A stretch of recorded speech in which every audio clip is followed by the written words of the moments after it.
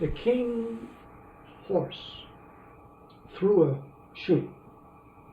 The king very humbly got off that horse and gave it to the blacksmith. I've known some blacksmiths in my day. A few of them have survived in wartime, and I'll tell you something about blacksmiths. They're wrathful. Oh, you don't mess with a blacksmith. And they're strong. Oh, boy. They have iron bands. They hammer with heavy hammers, and they lift up horses. And they are wrathful people.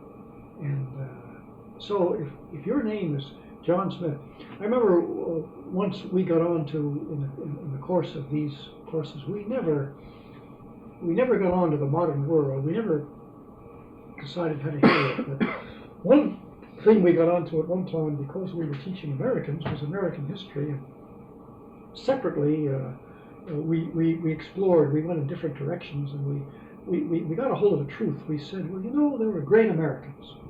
And they've been lost because modern historians demean them and have criticized them.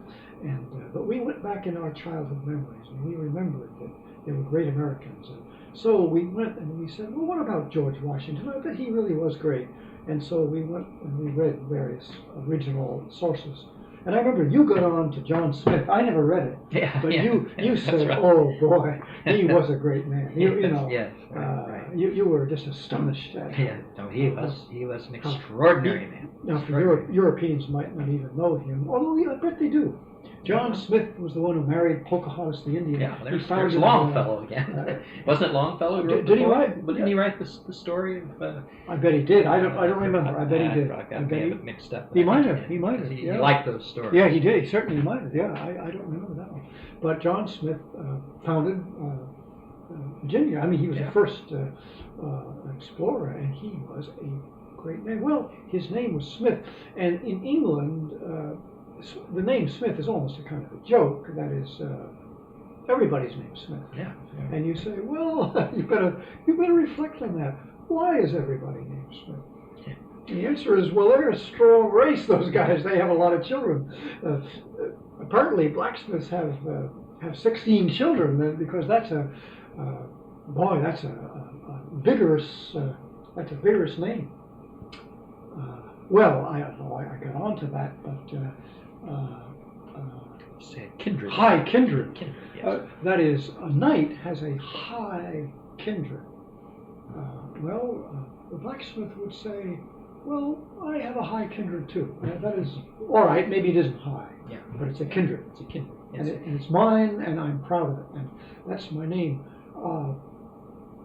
There is something frightening about changing your name. Actors do, you know, to make it fit the footlights. They take stage names. I think sometimes they go on the stage so that they can change their names. Yeah. So very often their names are a little bit comic. Yeah, They tend to be a little comic. You remember? Well, I just heard over the radio the other night there was a famous cowboy star. He was pretty bad. His name was Roy Rogers, and his original name was Roger Sly. Now you can't be a cowboy. No, he never was much of a cowboy. No, he wasn't. The villain might have been named Sly. You know, the guy in the black hat. But the hero couldn't possibly. So he stole his name from Will Rogers, I suppose. He took a famous cowboy actor. But there is something. Spies change their names. You know, they have 5 of them. They have 5 different passports, and they operate under different names. Forgers. Yeah, Forgers. Yeah. Have many names. Aliases, we call them. Criminals take on aliases. Now monks change their names, and it's the same reason. Yeah. But it's in the opposite direction. That is, the monk renounces his kindred for a higher purpose. Yeah. Whereas the forger renounces it for a lower purpose. But there's a kind of reflection of the opposites. That is, the forger and the monk are opposite reflections of the norm. And the norm is that you have a name and that you're proud of your name. Yeah. Well, one of the things again that we used to talk about a lot was the names of students. We'd often meet with students and we'd just ask them their name, and we'd never get any farther than that. We'd say, well, what does that mean, or how did you get that name? And the reaction of students was always very interesting. They were embarrassed. Yes. They said, well, why are we talking about this? This is kind of silly. I mean, what difference does it make what my name is? They weren't. We never had anyone that I can remember who was proud of his name, who said, well, John, what's it to you? You know, that's usually if you ask someone just out of the blue what their name is, they say, well, yeah, that's my name. So what? You know, as if maybe you're challenging them. But these students apologize. They say, oh, well, it's John. Yeah. You know, I mean, you know, and then you say, well, what's your second name? He said, oh, it's just Smith. You say, oh, John Smith. John Smith. Wow. Gosh, what a name. But they were unaware. They were ignorant. Unaware. Sometimes they never heard of John Smith. Yeah, well, they never heard of St. John the Evangelist either. They didn't know what, you know, they'd say, well, what John are you named after? They said some crazy drunken uncle. They'd say, no, but who was he named after? I was just talking to a marvelous young man yesterday who's a priest now, and his name is James. And he went to a monastery in France when he was very young. He thought he might want to be a monk, and he was there a couple of weeks. And it was clear to him that he did not have a monastic vocation. And the abbot called him in and said, well, talked to him and said, well, I begin to see that you're pretty well convinced that you don't have a monastic vocation. He said, that's right, but I want to be a priest. I know that I want to be a priest. And the abbot said, well, you know, strange to say, it's more difficult to realize the life of perfection as a priest in the world than it is here in the monastery. It's more difficult. He said, do you really think that you have the strength to do that? And he said, oh yes. I said, I want to be a priest.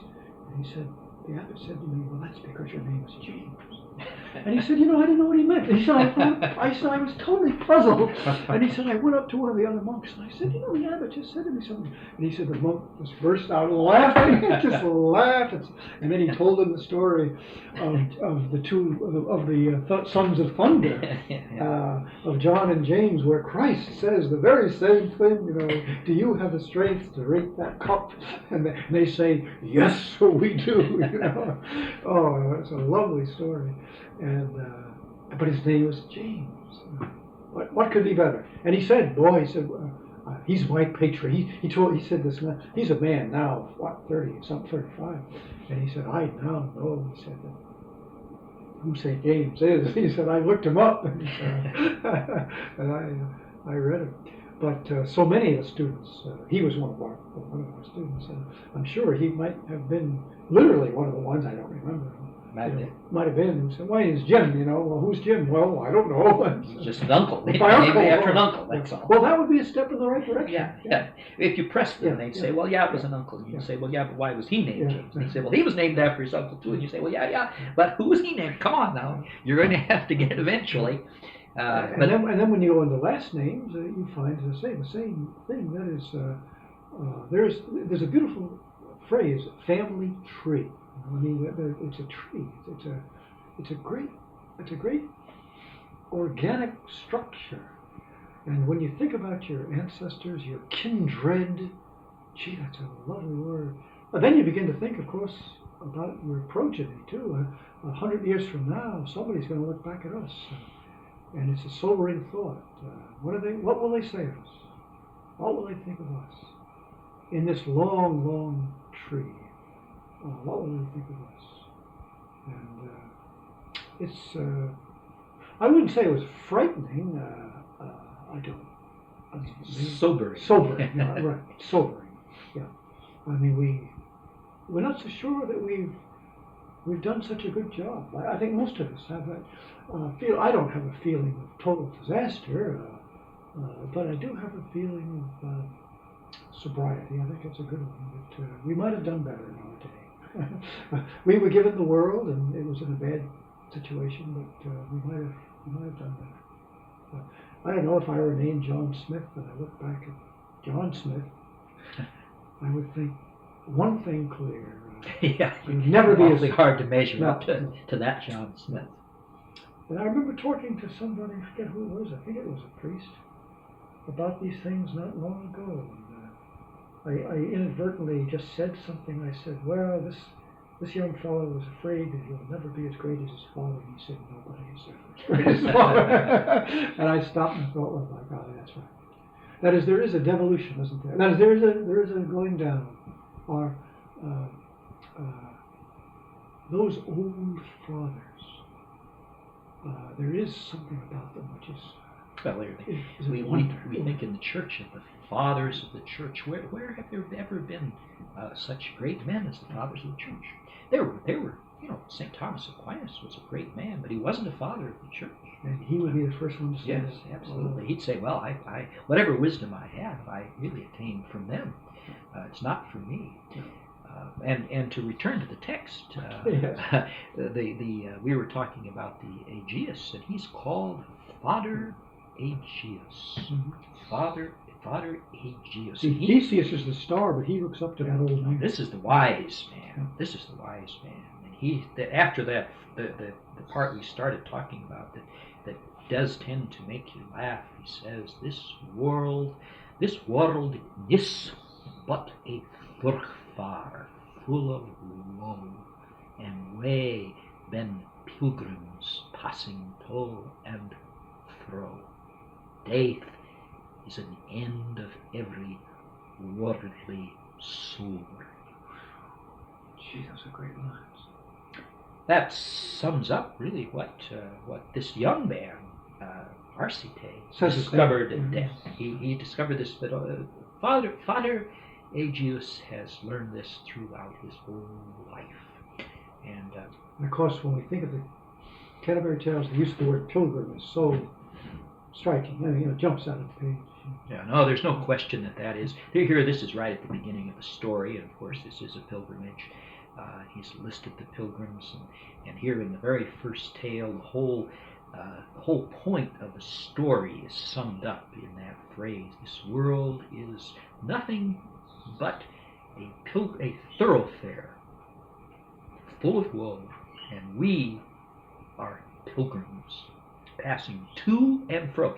That to and fro, you must remember, it means to and from. We pass into the world and we pass from the world. That's our life.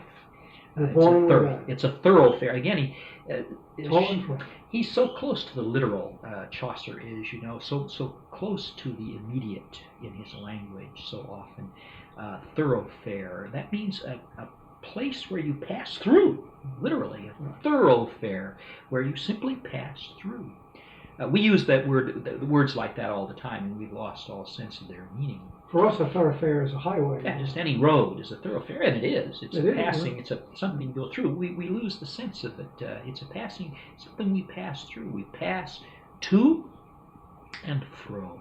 Death is an end of every worldly soul. Sorrow. Sorrow. That means sorrow. Yeah. Every worldly sorrow, and that's the consolation. That's the consolation that this old man, gives. That's wisdom, we say. That's wisdom, fatherly wisdom. Sober. There's nothing funnier than sobriety. Yeah. Drunkenness is funny, but sobriety, to be perfectly sober. I had used the word solemn. I think I had said solemnity, but sober may be even a better word. If I had to pick out one line that was the turning point of the whole of the Knight's Tale, I would say that it is "alone with Uton and company." That is, to go back to Arcite's speech. Arcite, of course, Aegeus is making a commentary on Arcite, and it's a marvelous commentary. And he's just clarifies it. He's a kind of chorus that comes on to the scene. He's not even a character in the story. He has no role in the story except as a commentator. He comes on and speaks those words. Yeah. And those are the words of wisdom that comment on it. But the story itself turns on Arcite's vision at the moment of death. And at that moment he turns and says, "Palamon, marry her. Emily, marry him." And of course they can't. They go into grief, and they say, "Oh no, it's as if she's going to go in a convent and he's going to go in a monastery." They just never. And it's Aegeus who finally says, "Look, cut this out. Life goes on, and you have to get married." So Theseus, Aegeus' son, says, "Snap out of it and get married," and they do, and they live happily ever after. There's a big Theseus then makes a big long speech. I don't know if we have time to go into that, where he raises it up into the theological dimension. I mean, he says this is the whole meaning of the universe. He says the first mover of the cause above. And we're talking about God and the first mover. This is Aristotelian metaphysics. When he first made the fair chain of love. I have a book, the title of which is The Fair Chain of Love. And I've written over my life 5 or 6 different books, and I burned them all. I've got the title, but I've never been able to write the book. Wouldn't that be a good title for a book? I've never been able to find a book anywhere nearly worthy of those words. The fair chain of love. He's talking about the creation. The whole creation is a fair chain of love. And he describes it. Great was the effect, and hey was his intent. Well wist hey we, and what thereof he meant. That is, God knew what he was doing when he created the world. For with that fair chain of love he bound the fire, air, water, and the land. That is, the 4 elements are bound together in that chain of love. And certain bundes that they may not flee. This Sama prince and that mover, quoth he, had established in this wretched world adoon certain days of duration to all that is engendered in this place. Well, we can't go on. I can't read this whole speech. It is magnificent, but it ends. That is the meaning of the speech is, and young people get married, and they beget children. I mean, the world goes on. God established the world in this way, and there are certain bonds, and it is the marriage. This is all an allegory of the marriage bond. And he says, therefore, you two get married, and they do. They plight their troth, and they live happily ever after, and the night ends the tale. Never was there no word in between. That is, this is a happy marriage. Emily and Palamon, they never fought of jealousy or any other tain. Thus endeth Palamon and Emily, and God salve all this fair company. Amen. The night ends the tale, and the word amen. But if you go back to the turning point of the thing, it was the death of our sight who says, but when you die, you don't have a wife. You're alone. In the cold grave, he says. Absolutely. Now, we are near the end of the tape, aren't we? Oh, we've got about 15 minutes. Well, if you move to the next tale, the next tale is ended with Amen. They lived happily ever after. Amen. It's a perfect, beautiful, meaningful tale. And the host then says, after that tale, one that the knicht had thus his tale he told, in all the route, in all the route of men, in all the route, nos there young ne old, that he ne said it was a noble story, and worthy for to draw in to memory.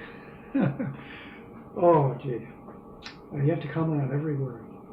It was a noble story worthy to be drawn, D-R-A-W-N, to be drawn into the memory. And we talk a lot about the memory. The muses are the daughter of memory. I think we've even talked about drawn, haven't we? Yeah, we have. Yes. See, we started out, you might have thought we were crazy. We were talking back in those old days about Herodotus or Homer or somebody, and we pick on a word like draw, and we say, now look out for that word, it'll recur. These are traditional words. To draw out the tale. Well, then the host says, well, nobody's going to do better than that. I mean, this is, I said, that I'm going to give a dinner to the guy who tells the best tale, but gee, the night hasn't begun. He's ended it. I mean, nobody is going to be able to tell a tale like that. And he turns to the man of the next highest degree in the hierarchy. The knight is called on first. Well, he won the toss, but it turned out the draw. Oh, gee, that's right. It was a draw. There's the word. But it was correct. But he turns, the host does, to the next most greatest man, and he's the monk, who is not just a monk, but a great monk, worthy to be an abbot, we're told. He's a monk of one of the greatest monasteries in England. And he has not just a horse, but he has a thoroughbred, and he has servants. I mean, he is a great man. So the host turns to him and says, well, Sir Monk, you're the next degree. You tell a story, and something completely ridiculous happens.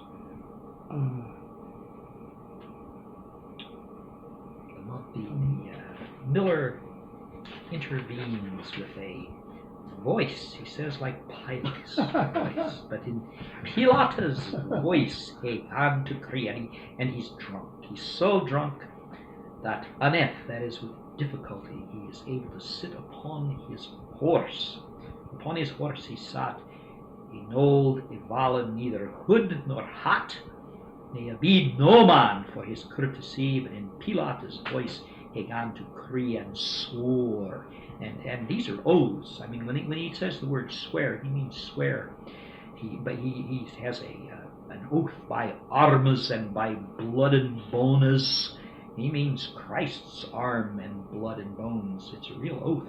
Econ, a noble tale for the nonnas. I can tell a noble tale too, with which I will now quit. That's equal the Knicta's tale. Quit, I guess he almost means beat him. Beat him, I'll beat him. Yeah, he can do. I'll quite him. I'll requite him. Yeah, requite. Yeah. And the host sees that he's drunk, and he says, "Well, there's nothing you can do about it." He says, "Abide Robin me lave, brother, my dear brother." The host has had a lot of experience. He's a bartender. Yeah, he's a bartender. A lot of experience with drunk. He knows all about drunk. Some better man shall tell us first another. Abide, wait, he says, and let us worken thriftily. And the miller says, be God a soul. He's still swearing terribly, and these are terrible oaths. I'm sure everyone just shudders at these oaths. Be God a soul. That's the Holy Ghost he's talking about. Quod he that will not e, for he will spake, or else go my way. He's going to leave him. They won't let him tell his tale. Isn't that marvelous? He's like a little child. You let me I'll go home. I'll just go home. I'll go take my own path. And that is an ultimatum. As bad as he is and as drunk as he is, you can't allow him to quit, can you? No, the host is, again, he knows how to handle it. He says, tell on the devil way. On the devil's way, he falls into cursing himself. In the devil's name, he means, thou art a fool, the wit is overcome.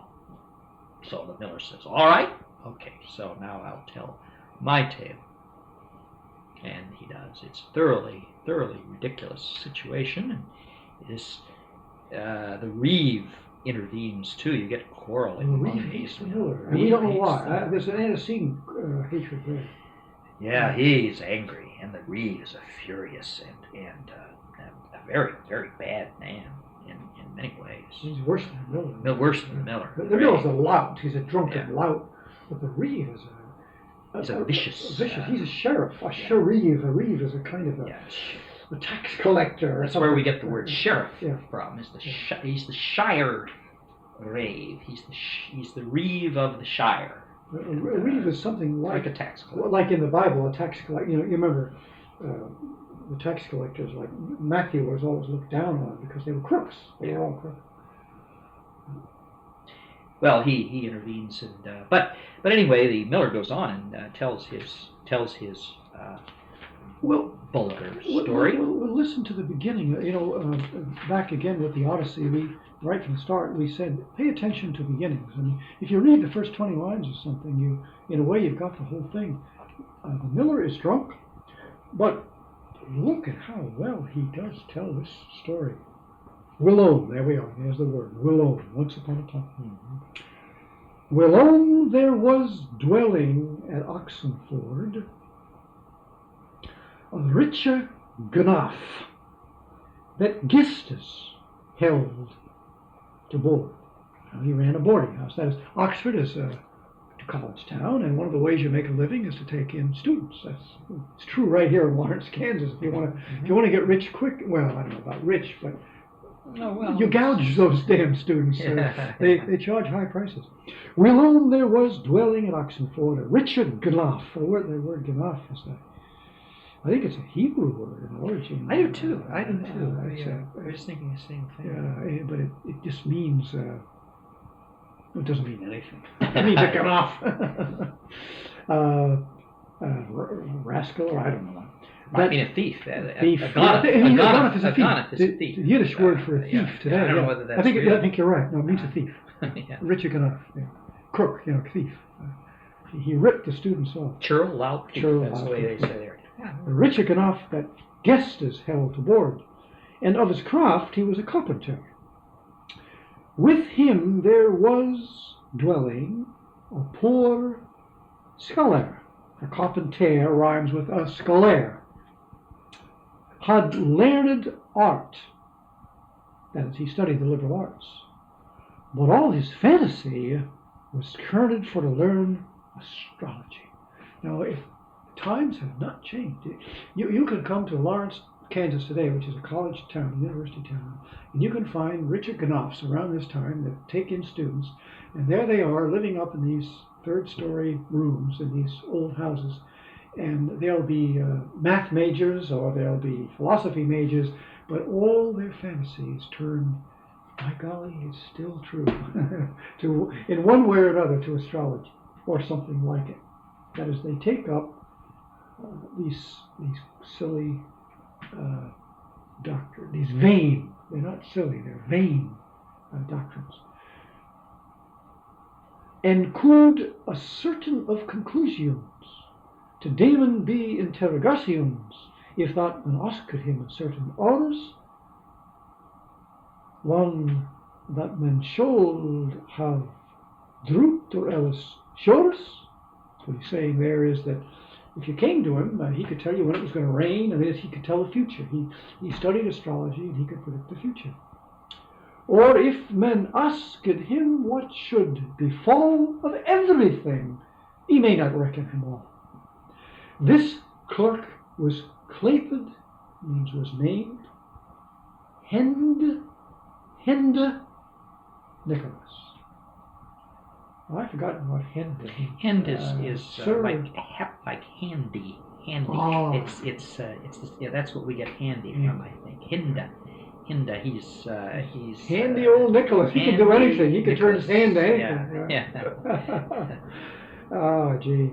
This clerk, that means student, was Clayford Hend Nicholas of Derna Louv, Hekud, and of Salas.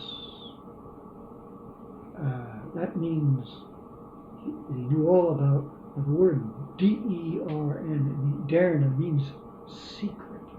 Now we get here into sly love. The love that Palamon and Arcite had for Emily was open and declared love. But this kid was up to... Well, the very next line tells you he was sly and full of privé, sly, full of secrecy. And like a maiden make for to say. He has this maiden-like meekness. Davina. Go ahead. Read the next line. Chambra had he in that hostelry alone without any company. Now that just blows your head. That blows your head off. I wonder, we're going to end. Yeah, we're going to end here. Let's give our listeners a puzzle. Why are we astonished by the line, by the two lines, let's put it that way. A chambra had he. He had a little room in that hostelry, that is, in that carpenter's house, huh? A chambra had he in that hostelry, alone. with Utem unaccompanied. It goes on to say, full fetisly, he died with herbes swote, and he himself as sweet as the rote of licorice, or any satewa. He took a shower every morning, and every night he was a nice, clean student. He looked just like a maid. Yes, just like he had this little room, and he had it neatly bedecked. That tells you the whole story. There's You don't have to read the tale. story. You don't have to read the tale. Yeah, you can see what's coming. Especially if you go back to the Richard Knopf, who owns the house. But Chaucer is miraculous. He's just miraculous. Because we had just read the Knight's Tale, and we had just said that the turning point and the highest moment of that was that speech of R.C. Tay. The drunken miller says, "I can tell a better tale than that. Oh, come on, now listen to me." And he opens up and he picks that line, and by golly, I don't know what to say. The knight must have laughed. You can't help it. You can't help it. From the sublime to the ridiculous. Yeah. Well, that's what you do get so often in Shakespeare, in Chaucer, is the sublime and the ridiculous within a few lines of each other. Juxtaposition here is so swift, and don't underestimate